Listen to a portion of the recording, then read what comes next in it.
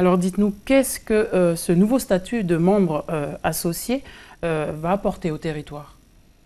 Alors tout d'abord, Mélodie, et très clairement, Wallis et Futuna viennent de passer un cap historique et très important. Hier encore, nous étions membres observateurs, et cela depuis 10 ans. Aujourd'hui, donc, l'accession au statut de membre associé permet plusieurs choses. Tout d'abord, le droit à la parole. C'est-à-dire que Wallis et Futuna pourront participer aux négociations, aux réunions et différentes rencontres organisées par le forum. Cela suppose donc plus de présence et plus de visibilité pour nos territoires. Et également, puisque nous sommes en première ligne des échanges, il sera possible donc de glaner ça et là des partenariats économiques et peut-être culturels et sociaux, pardon. Et pourquoi pas des subventions, Mélodie.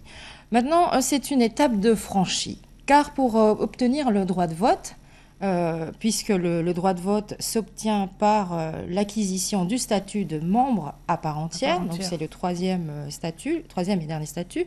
Donc il faut acquérir, donc devenir membre de plein droit ou membre à part entière. C'est une autre affaire, Mélodie, mais c'est la suite logique pour toute nation souhaitant pleinement intégrer l'organisation. Et ce précieux statut de membre à part entière, la Calédonie l'a obtenu après 18 ans de candidature. Sa première demande était effectuée en 1999. La Polynésie a également attendu très longtemps. Et pourquoi justement les territoires francophones ont mis autant de temps à intégrer le Forum du Pacifique? Alors il faut rappeler tout d'abord ce qu'est le Forum des îles du Pacifique. Le FIP, donc Forum des îles du Pacifique, n'est autre que la plus grande organisation politique internationale de l'Océanie. J'entends bien par organisation, donc une organisation de pays et États indépendants.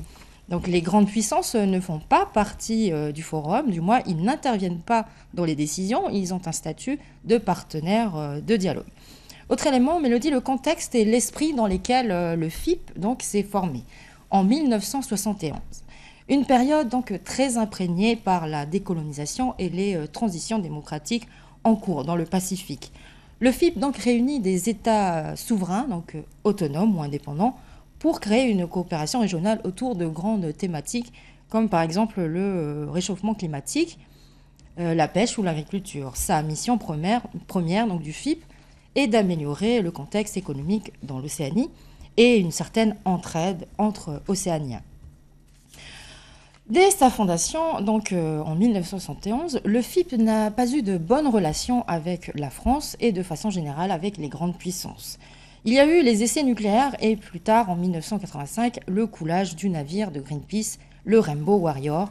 Donc c'est ces événements, le Rainbow Warrior, qui a été coulé par les services français. Donc ces événements ont contribué à la mauvaise entente entre le FIP et la France. Donc cette mauvaise entente a influencé l'intégration des territoires français. Mais voilà, les temps ont changé. Après plus de 11 ans d'attente, Wallis et Futuna accèdent finalement et enfin au statut de membre associé. Il faut dire aussi qu'après l'intégration de la Nouvelle-Calédonie et Tahiti l'an dernier, il apparaissait très compliqué du point de vue politique et diplomatique de décliner la demande de Wallis et Futuna, surtout et après tant d'efforts déployés par les politiques locales. Merci Myrna pour toutes ces informations.